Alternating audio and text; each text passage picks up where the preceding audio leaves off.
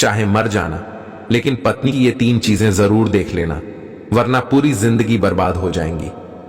आखिर पत्नी की वो कौन सी 3 चीज होती है जो हर पुरुष को देखना चाहिए दोस्तों? जो पुरुष अपने पत्नी के इन 3 चीजों को देखता है, वह अपने जीवन में कभी भी दुखी, गरीबी और लड़ाई झगड़े नहीं आता है, और उसके घर में सदैव मां लक्ष्मी का वास रहता है, और मां लक्ष्मी की कृपा दृष्टि उनके ऊपर सदैव बनी रहती है। दोस्तों, अगर आप श्री कृष्ण का भक्त हैं तो इस पवित्र कथा का वीडियो अनादर न करें, पूरा जरूर देखें। आधा अधूरा छोड़कर जाने से पाप भी लग सकता है। और लाइक करके कमेंट में जय मां लक्ष्मी अवश्य लिखें। आपके घर में मां लक्ष्मी का हमेशा वास रहेगा। आज की वीडियो में हम बताएंगे कि आखिरकार वह कौन सी 3 चीजें हैं जो हर पुरुष को अपनी पत्नी के देखनी चाहिए। एक बार की बात है, किसी गांव में एक आदमी रहा करता था। वह आदमी अपनी पत्नी से बहुत परेशान था, क्योंकि उसकी पत्नी अपने पति से बात बात पर लड़ाई झगड़ा करती थी। उसके घर में एकदम कंगाली छा गई थी। खाने के लिए घर में ना ही कोई दाने थे, ना ही पीने के लिए पानी, और ना ही पहनने के लिए वस्त्र। दोस्तों, रोज रोज के इस क्लेश से वह पुरुष अपनी पत्नी से परेशान हो गया था। एक दिन की बात है, वह आदमी अपने घर से जंगल की तरफ निकल जाता है। जंगल में जाते जाते उस आदमी को एक साधु से मुलाकात होती है। तब वह आदमी उस साधु के पास बैठ जाता है और वहां पर बैठकर रोने लगता है। दोस्तों, वह साधु उस आदमी को पूछते हैं कि पुत्र, आखिर तुम्हें हुआ क्या है, तुम क्यों रो रहे हो? तब वह आदमी उस साधु को बताता है कि महाराज, मेरे घर में मेरे पत्नी और मेरे 2 छोटे छोटे बच्चे हैं। मेरी पत्नी मेरी कोई भी बात नहीं मानती है, बात बात पर मुझसे लड़ाई झगड़ा करती है, जिसकी वजह से मेरा एक छोटा सा बिजनेस था वह भी बंद हो गया, और अब हम घर में दाने दाने के लिए मोहताज है। हमारे घर में खाने के लिए कुछ भी नहीं है, पीने के लिए पानी नहीं है, और पहनने के लिए वस्त्र नहीं है। लेकिन मैं अपनी पत्नी को समझाता हूं कि लड़ाई झगड़े ना करें, इसके बावजूद भी वह घर में रोज लड़ाई झगड़ा करती है। इस वजह से मैं बहुत दुखी हूं और बहुत परेशान हूं, इसलिए मैं घर छोड़कर आपकी शरण में आया हूं। वह साधु महाराज उस आदमी को बोलते हैं कि पुत्र, तुम रो मत, आज मैं तुम्हें ऐसे 3 चीज बताने जा रहा हूं। जो पुरुष अपनी पत्नी की 3 चीजों को देखता है, वह पुरुष अपने जीवन में कभी भी गरीब नहीं रहता है, और ना ही उसके घर में कभी लड़ाई झगड़े होते हैं, और उसके बिजनेस में तरक्की होती है।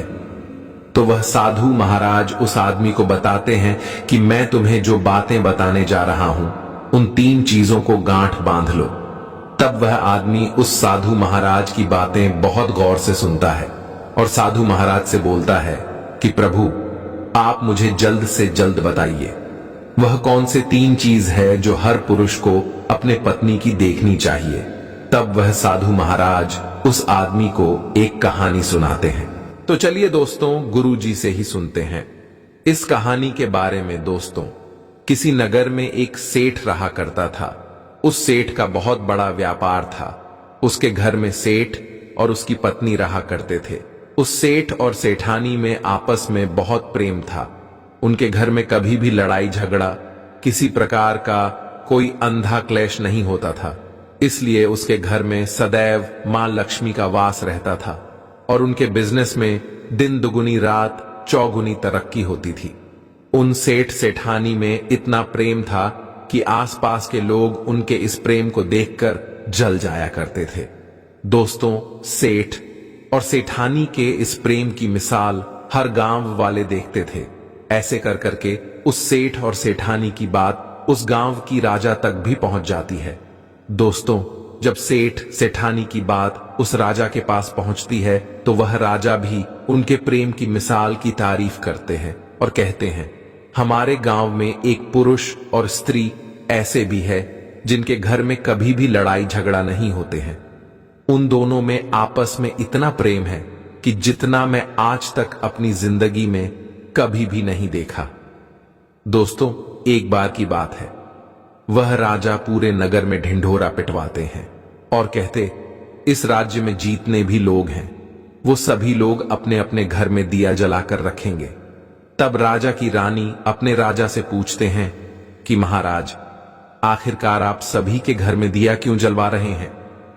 राजा रानी की बात सुनकर रानी को बोलते हैं कि दीपक प्रेम की निशानी होती है। जिसके घर में दीपक जलता है उसके घर में सदैव ही प्रेम बना रहता है।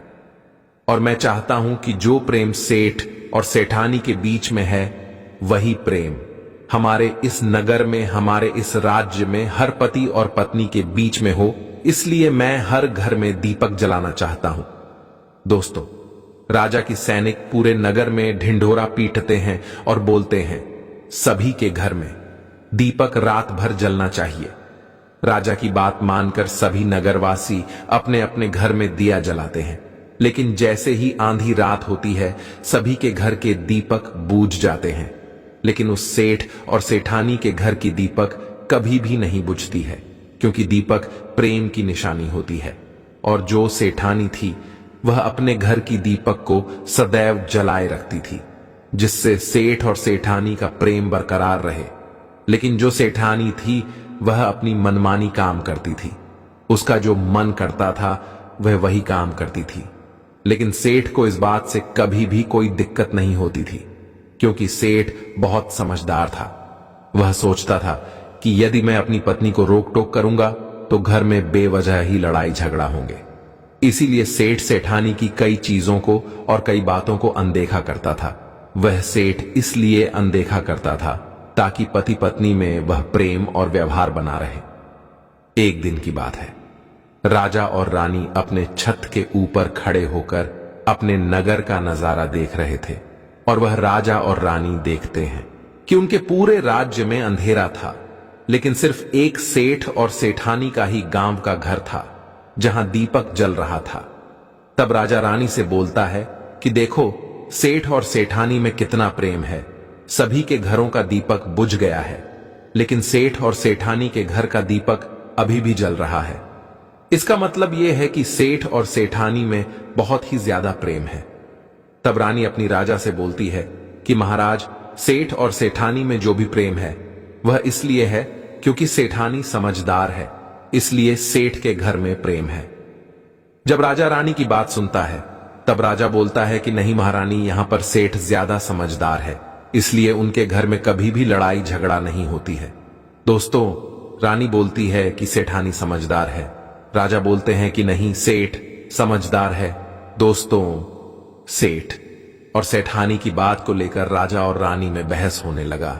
तब राजा बोलता है कि देखो, हमें बहस करने की जरूरत नहीं है। क्यों ना हम दोनों उनका एक परीक्षा ले। परीक्षा में जो पास होगा वही समझदार होगा। राजा और रानी अपने बात से सहमत हो गए और उन दोनों की परीक्षा के लिए तैयार हो जाती है। दोस्तों, तब राजा अपने महल में जाता है और अपनी दासी को बुलाता है और वह अपने दासी से बोलता है, उस सेठ के पास जाओ और जो जो प्रश्न मैं तुमसे बोल रहा हूं वह तुम सेठ को बोलना। वह दासी बोलती है, ठीक है महाराज। फिर वह दासी राजा की बात सुनकर सेठ के पास जाती है। उसी समय ही सेठ की पत्नी बाजार गई थी कुछ सामान लेने के लिए। दोस्तों, तो वह राजा की दासी सेठ से बोलती है कि सेठ जी, मैं राजमहल से आई हूं, राजा साहब ने मुझे भेजा है।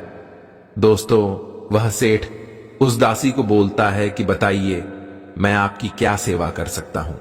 आप बैठिए, मैं आपके लिए पानी लेकर आता हूं। तब वह दासी सेठ से बोलती है, नहीं सेठ जी, मैं राजा की दासी हूं, बस आपके पास राजा के समाचार लेकर आई हूं। दोस्तों, तब वह सेठ बोलता है कि ठीक है दासी, आप मुझे बताइए राजा साहब ने क्या समाचार भेजा है मेरे लिए। तो दोस्तों, वो दासी सेठ से बोलते हैं कि सेठ जी, राजा साहब ने मुझे ये बोले हैं, यदि तुम अपनी पत्नी को छोड़ देते हो तो वह तुम्हें खूब सारे हीरे और जवाहर देंगे, तुम्हें राजमहल में एक अच्छे पोस्ट पर नौकरी भी देंगे। लेकिन सेठ राजी नहीं हुए। दूसरी बात, रानी ने राजा से बोला था कि नहीं, सेठ समझदार नहीं है, सेठानी समझदार है। दोस्तों, सेठ और सेठानी की बातों को लेकर राजा और रानी में फिर से कहासुनी होने लगी। तब रानी राजा से बोलती है कि तुमने सेठ की परीक्षा ली है, मैं भी सेठानी की परीक्षा लेना चाहती हूं, तब इससे बात क्लियर हो जाएगा कि सेठ और सेठानी में कौन ज्यादा समझदार है। तो वह राजा रानी को आदेश देता है, तुम भी एक बार सेठानी की परीक्षा ले लो। तब रानी अपने राजमहल से एक दास को उस सेठानी के पास भेज दिया और अपने दास से बोलती है कि जो मैं तुम्हें बोल रही हूं ये सारी चीजें जाकर उस सेठानी को बोलना। तब राजा का दास उस सेठानी के पास जाता है। इधर से सेठ अपने काम के सिलसिले में कहीं बाहर गया हुआ था। घर पर सेठानी ही अकेली थी। दास मौका देखकर उस सेठानी के पास पहुंचता है और सेठानी से बोलता है कि सेठानी जी, मैं राजमहल से आया हूं, मुझे रानी साहिबा ने भेजा है।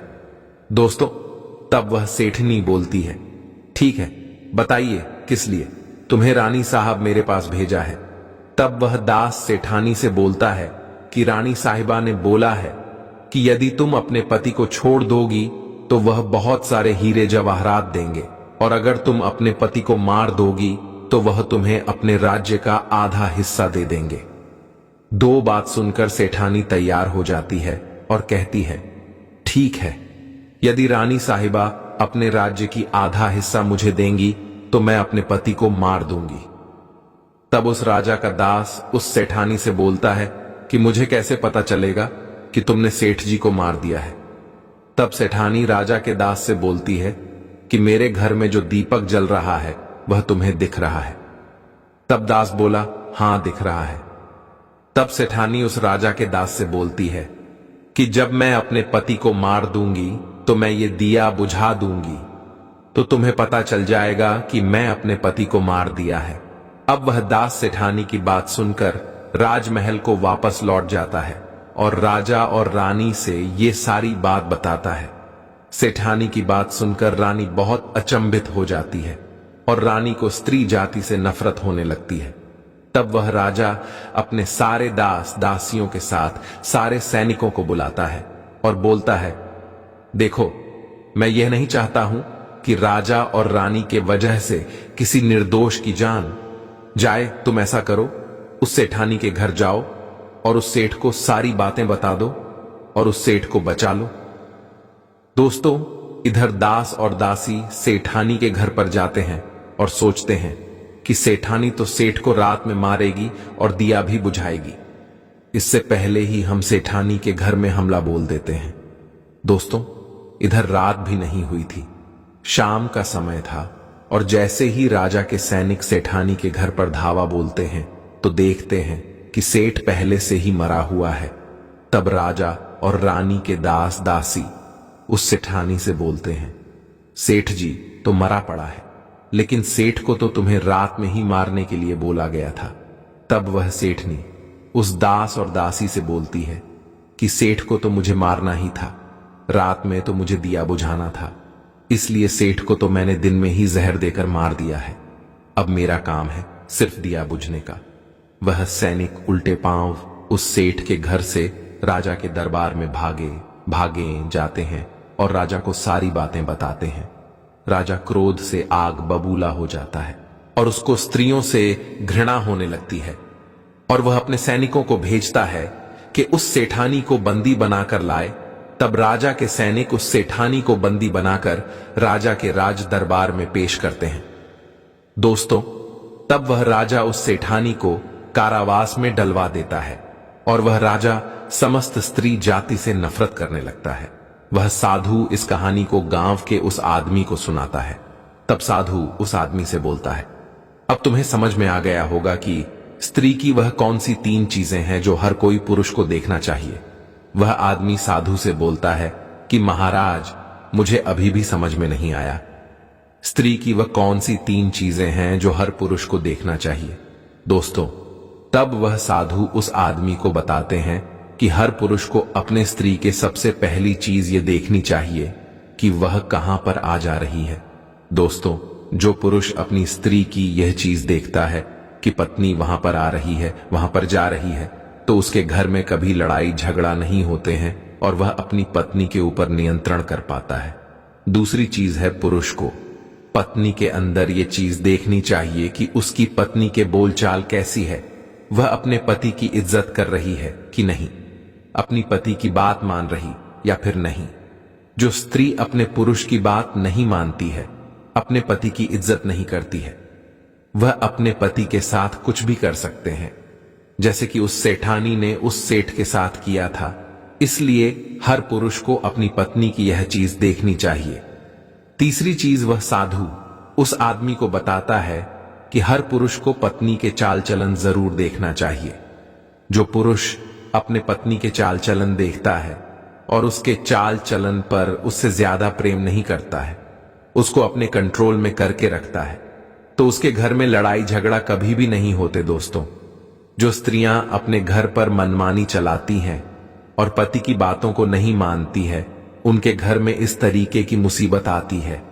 ये 3 बातें वह साधु महाराज उस आदमी को बताता है और फिर वह आदमी इन 3 चीजों को गांठ बांध लेता है और साधु को प्रणाम करके अपने घर पर चला जाता है।